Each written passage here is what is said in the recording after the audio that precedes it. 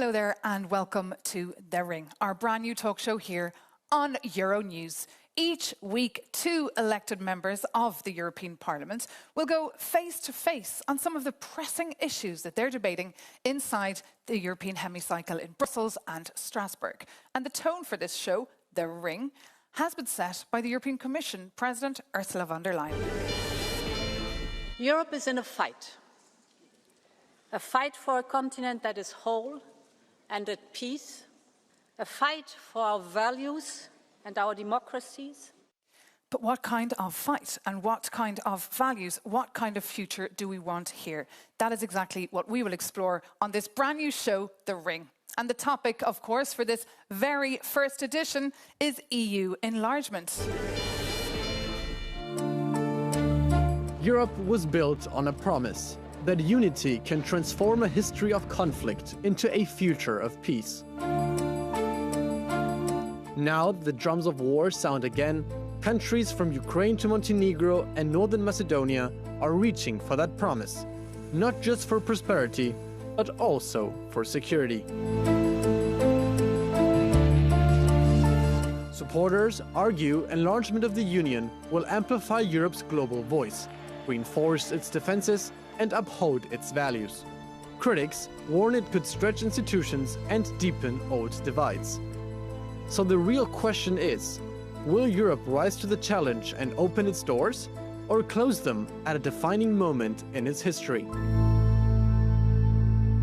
And we're thrilled to be joined by two members of the European Parliament, David McAllister and Mark Botenga. Let's get to know them more in this clip. David McAllister, veteran member of the European Parliament, Chair of Foreign Affairs, Vice President of the centre-right EPP Group, a leading voice in European and transatlantic affairs. And when enlargement talks with Albania and North Macedonia were delayed, he didn't hold back. The EU failed to show leadership, courage, and strategic vision, he said. Mark Botenga, Belgian MEP. A fierce defender of workers' rights and public services, he's one of the European Parliament's strongest critics of austerity and corporate power. He voted against the EU's economic aid package for the Western Balkans, warning it comes loaded with neoliberal conditions that, in his words, would deepen the crisis instead of solving it. We have, of course, a lot to discuss, so let's kick off with yourself, David McAllister. Croatia was the last country to join back in 2013. Who will be the next to join and by when? Well, there are 10 candidate countries, and I'm very sure one of the 10 will be. In the moment, Montenegro is the front runner, then comes Albania. But apart from these 10, there are also some developments in the High North. There are new debates in Iceland, in Norway, and even in Greenland, who perhaps might also want to join the European Union. Indeed, as we're hearing, EU enlargement, the momentum is indeed there. Is it for you? Are you in favour of EU enlargement, Mark Botenga? Well, I'm not against or in favour of EU enlargement. I think we need to see why we do it and what we want to obtain, what's going to be the consequences. Because there have been consequences for working class people of previous enlargements, and we've seen that today as well. You know, there have been protests of farmers against liberalisation of trade, for example, with Ukraine. There have been victims. We've seen social dumping practices that have made people very sceptical of these enlargements. So what I would say is we need to get our house in order socially before we risk having the same effects again. Can we afford EU enlargement? The history of the European integration has always been the history of enlargement. We started with 6, we became 9, 12, 15, 25, 27, even 28 members. There are 48, 49 countries in Europe, and 10 out of these want to become members of the European Union, and we should support these countries in their aspirations. But of course, in the end, all the necessary criteria need to be met, politically, financially, economically, that's clear. But I am happy to see that further countries want to join our family of nations because they share our values and they believe that they are stronger and better off together with us. And we saw the so-called report cards or progress reports coming out today from the European Commission this week in Brussels. What are your views on them? Well, obviously we've received these hundreds of pages just recently, so we're not going to pretend any one of us, I think, to have read or studied them in depth. However, one thing I looked at, and which I'm disappointed by, I mean, is that, of course, we know this is no longer just a merit-based process. I mean, there's a geopolitical dimension to it now. No one's going to deny that. But what I have seen is that over the last years, I've seen a lot of protests from trade unions, International Trade Union Confederation, European Trade Union Confederation, saying there's a clear backsliding on working class democracy in Ukraine. There have been new laws. There's been even the Secretary General of the Federation of Trade Unions of Ukraine that's been put under house arrest, right? And the Commission doesn't seem to take that seriously. And I think, you know, you already have a martial law and you're attacking civil society in this way. That needs to be on the agenda. And what I'm seeing is that we're abandoning basically the criteria just because of geopolitics. Is that a point that you could address, David McAllister? Many feel that the EU is not working for them, those that are in the club already. There are 10 candidate countries in the moment, but the big difference between Ukraine and the other 9 is Ukraine is going through a fully fledged war, a Russian war of aggression. And of course, you need to always consider under which enormous pressure and challenges Ukraine lies. Yes, Ukraine is still far away from meeting all the necessary EU criteria. Ukraine is on the way, it's a marathon. And of course, also the Commission has been very outspoken in also criticizing what is not going well in Ukraine. But my impression is that the Ukraine government usually responds in a positive way to the criticism coming from the Commission and the European Parliament. That's why we need to also work on social standards and workers' rights in Ukraine, just like in any other candidate country. But please, we need to bear in mind this country is under attack by a vicious regime in the Russian Federation. If you are under attack, is your priority to crack down on trade unionists? Is your priority then to say we need to liberalize the energy sector, the banking sector? No, I mean, your priority should be to bring back peace, to get back your sovereignty and so on. So this argument of, you know, war in order to justify social repression, I think is just out of scope. Well, Mark, I'm very sorry, I didn't say that. I said that, of course, Ukraine has to also meet all the necessary criteria. And there are a lot of things where Ukraine still has to do a lot of homework. But in general, we need to just consider under which enormous challenge they are fighting a war against Russia on the one hand, and on the other hand, preparing to join the European Union. That is very impressive and that deserves respect. But once again, I am not arguing, I'm not defending this. In the end, they will have to meet all the criteria, including the social criteria you have mentioned. So we agree being disappointed by the Commission. What about internal reforms, David McAllister? What kind of internal reforms does the EU need to do? Its own homework, perhaps? Well, the one thing is that further countries will at one day probably join our European Union. It depends, of course, when. On the other hand, we need to prepare in the meantime. We are operating with a set of rules and institutions which stem from a time where we are 9, 12, 15 members. We have to reform. We have to get ready for enlargement ourselves. That means we need to strengthen the European Parliament. We have to, in the Council, introduce further qualified majority voting. Unanimity is something which comes from the time where we were 6 or 9 or 12 member states. It doesn't work with 27. It will not work with 28, 29 or 30. And also we need to discuss, can this system continue that every single member state has an own commissioner? Already the commission in the moment is rather large. I'm sure that's something you'd agree with too, Mark Botenga. Well, the Commission is rather large, this is one thing, but what I would be saying is if we want, first of all, to avoid a social, massive negative social impact on our societies, there's a number of rules, European rules, that we need to revise in a very ambitious way. And I'm thinking about subcontracting. I'm thinking about posted workers. I'm thinking about pluri-activity. And I'm thinking about letterbox companies. Because if we do not tackle this socially, we're going to have a massive backlash. And we've seen these protests. We've seen protests of farmers in Poland and Italy. We've seen protests of truckers from Poland and the Slovak Republic. Well, what about the backlash from countries in the Western Balkans who've been waiting for so long to enter the Absolutely. Union? And I really understand the frustration of the Western Balkans and of these countries. Because indeed, they've been waiting for a long time. Other countries perhaps even longer. And they feel disrespected. They feel disrespected when they see, that certain other countries get a pass.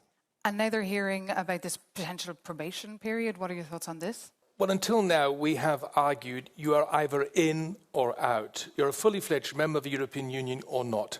I think that we have to get away from this black and white debate, and that means that the solution is the gradual integration of candidate countries into the European Union. So we begin with the gradual integration in the single market and in other important policy fields, and then the next step is the EU membership, and after EU membership, the next step is then to join the core zone of the European Union. That means the Euro and the Schengen cooperation area. I think that is the way, and also we need to perhaps think out of the box, how can we address the concerns of some of our member states that additional members might at the begin be hampering the further integration process. But I mean, we've managed that until now, and I'm very sure with candidate countries 28, 29 and 30 joining, we will be able to do so.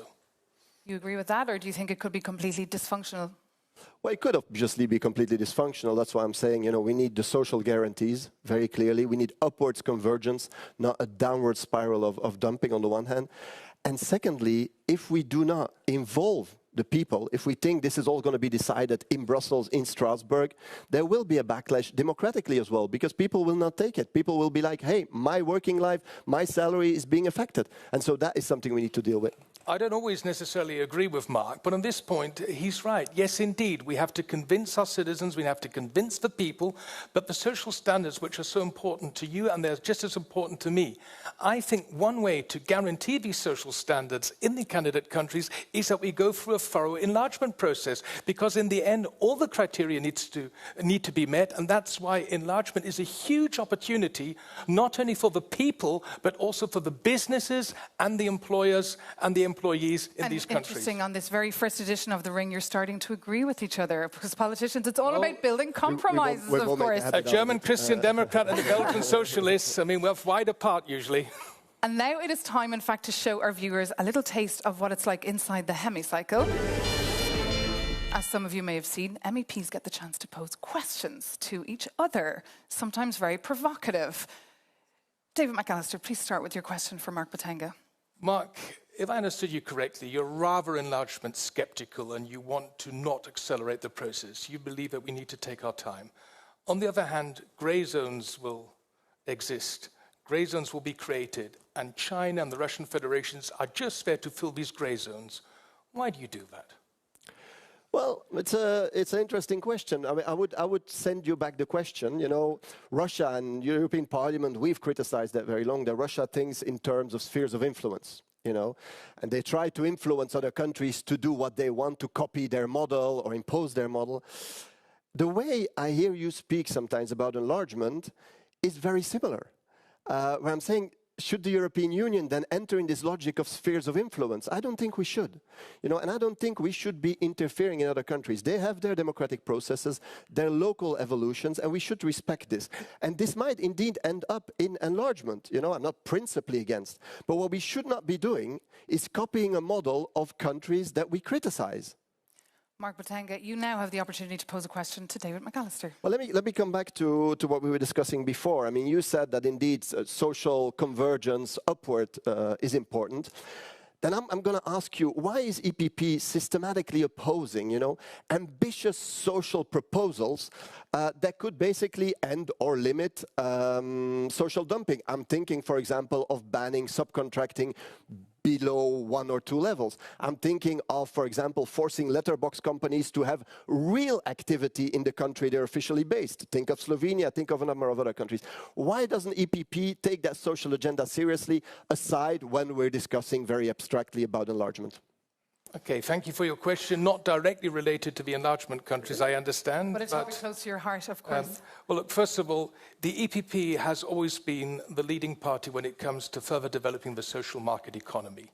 We are not supporters of free capitalism. We support the social market economy, which Ludwig Erhard, for instance, in Germany, created. And this is our model for Europe. And this includes, of course, social standards, workers' rights, labor rights. We have always been at the forefront of this, and I strongly believe, by the way, we also need a strong social pillar within the European Union, because we need the citizens on board, and the European integration project should not be an elitist project of the well-off, but of all, and this, of course, includes the hard-working people we have in Europe. That's why we can have a a more detailed discussion on these matters. But I have to add one point. Mark, I do not agree what you said, that EU enlargement is interfering in third countries. These countries have voluntarily taken the decision to join our family because they believe in democracy, the rule of law, and human rights. And I will always support countries and governments and parliaments who want to go exactly this way. I will answer that one. Let me just reply to that. That is a very naive vision, and you know you don't share that, of how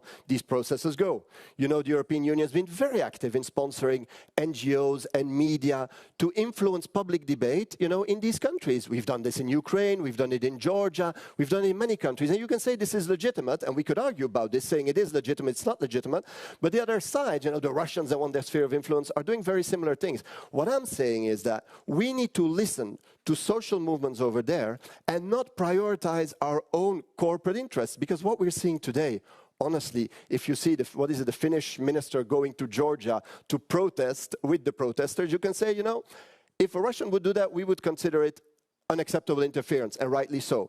If we're doing it, we're saying, well, you know, it's a support for democracy. So this thin line, and there we need to be very clear that there might be double standards in the way we look at things.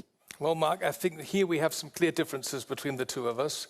When it comes to interfering in candidate countries, I wouldn't at first think of EU member states.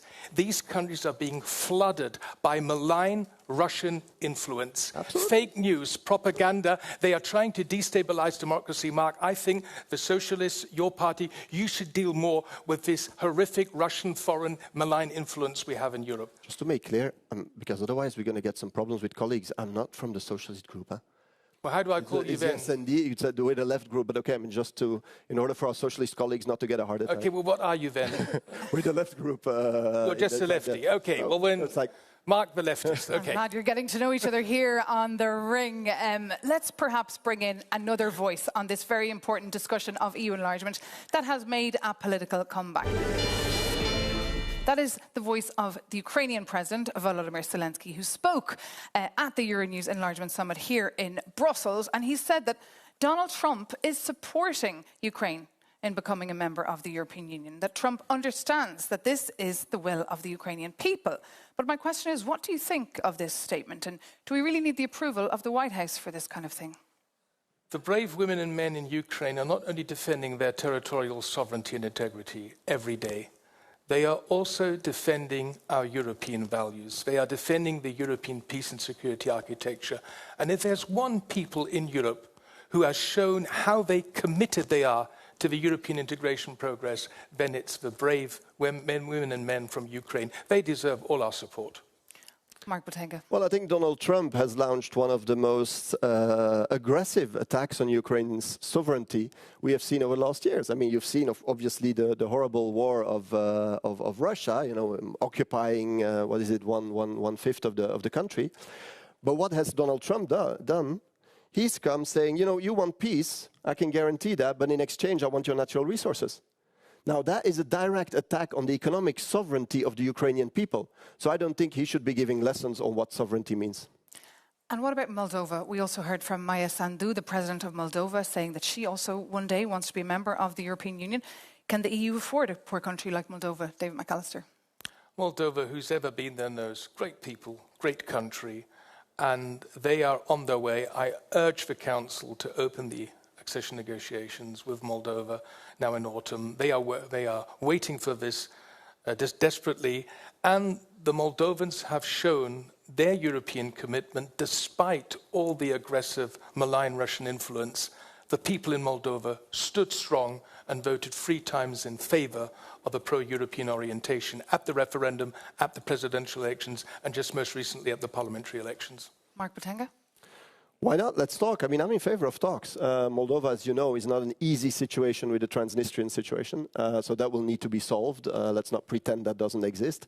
But we always need to keep talking. What I'm saying is let's keep talking with the respect of local democracy.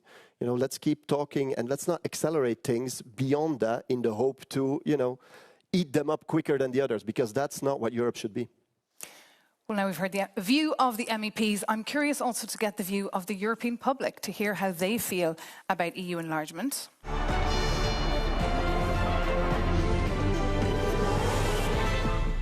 We've been digging into the latest Eurobarometer, and according to the latest data, 56% of Europeans are in favour of EU enlargement, 39% show mistrust. The pros of those polled were that the EU could benefit from larger markets, there'd be more work and more skilled labour, and the cons, many said, the cost for the taxpayers, the risk of corruption, organised crime and terrorism, and also uncontrolled migration. One of the very interesting points is as well that most people don't believe they will benefit themselves from enlargement. Now, the idea is nice, and the idea, this is also why in the EU bubble it's so, you speak about enlargement because it's nice, like Europe expanding. But many people are afraid and know they will not benefit if we do not have the strong internal social measures, and apparently EPP would be open to that, so that's the news of the day, then we cannot do this enlargement. I take very seriously that 39% are against. And we have to work on this. We have to improve our communication. We have to explain to our citizens that further enlargement, if we do it properly, I am not advocating enlargement for enlargement. I am advocating an enlargement process which is merit-based, where each country is individually judged, and that in the end all the necessary criteria are met. And by the way, enlargement is a regatta, not a convoy. But in the end, if these countries, with their economies, join, it is beneficial for both sides because it means new markets, new business opportunities, and the enlargement until now has shown, especially the big enlargement in 2004, that it was beneficial for everyone in Europe. Was the Big Bang enlargement successful in your view, Mark Botenga? Many people in, older member states, France, Germany as well, Belgium, saw this as an opening for social dumping, which was reality for many people. And many people in the more eastern, the more newer member states left their countries. But it did create structural, or aggravate perhaps structural problems within the European, let's say, the subcontinent of Europe. And if we're going to do that again with now one, at least very big member states, demographically, economically, as Ukraine, we might have that in a much, much stronger version. I think the solution to the problem of social dumping is what we have seen in other cases, transitional periods. That we don't go from one extreme immediately to the other, but we have these transitional agreements, these transitional periods is for the free movement of labour, as we had with some Eastern European countries after 2004. What about some of the cons there that we listed? We need to better communicate. It is our duty, not only in the candidate countries, but also in the 27 member states, to convince our citizens that this is beneficial. And I would see there are 48, 49 countries in Europe. 27 are in the European Union. But the European project has always been open to all countries who lie geographically in Europe, who share our values, and are ready to go for a very challenging negotiation process. That's where we are. And the EU does need a success story. Okay, but I'm not particularly concerned with the PR needs of the European Union. That is a different thing. What I do but otherwise think it could break up. Yeah, but we need to watch out with the communication aspect of it. Because I've heard this on many things. Also development cooperation, because it always has the same undertone of like, we're doing great things. We're just not explaining them well enough to the people. I think people have real concerns, and we need to take that seriously and adapt policies, not just adapt, PR strategies. So I think this is really important. And secondly, let's on the other hand not stigmatize potential member states. Mark, if we had applied your attitude, the enlargement in 2004 wouldn't have been possible. And I'm happy to live in a Europe. I would have been happy. I'm happy to live in a European Union where Poland, the Baltic countries, the Czech Republic, and others are also fully fledged members. The Europe is more than old Western Europe. Europe is Western, Central, and Eastern Europe. And I think that if these countries, these candidate countries, are on their way to fulfill all the necessary criteria, and I have been the rapporteur for one of the candidate countries for 5 years. I know what hard work it is. We should give them all the support, and you are playing with fears because all these arguments you have mentioned today, I remember were exactly the same ones I heard before 2004 when the 10 Eastern and Southern European countries joined, and also when Romania and Bulgaria joined in 2007 and Croatia in 2013. And we didn't deal with them. Pardon? Sorry, that's the point. We didn't deal with them. And this created fears. This created also a backlash in certain of these countries because we didn't take them seriously. And that is the point. I will give you a good example. Croatia joined in 2013, and 12 years later, Croatia is not only a fully fledged member of the European Union, but also a fully fledged member of the Schengen area and introduced the euro. How many Croatians are forced to leave their country to get a decent work in Germany? Croatians now feel forced. You know, the German courses are big business in Croatia because there's not enough investment in the Croatian productive economy. And so this is something that the Croatians struggle with. And I want to listen to the Bulgarian trade unions, to the Romanian trade unions, to the Polish trade unions that are saying we are not getting out of this what we as workers deserve. And here we're getting a real glimpse of what the debates inside the European hemicycle are like. That was the view of Mark Botenga, the view of David McAllister. I'd like to hear your view. Please reach out to us here, thering@euronews.com.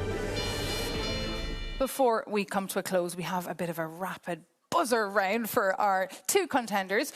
I will pose a very short question and I require a very short answer. Just yes or no. Mark Botenga, is the future of the European Union bright? Yes or no? If we fundamentally change policies, yes. Yes or no? Yes. Are opt-outs a good idea for joining member states? Yes. We've already seen this. Can be an option.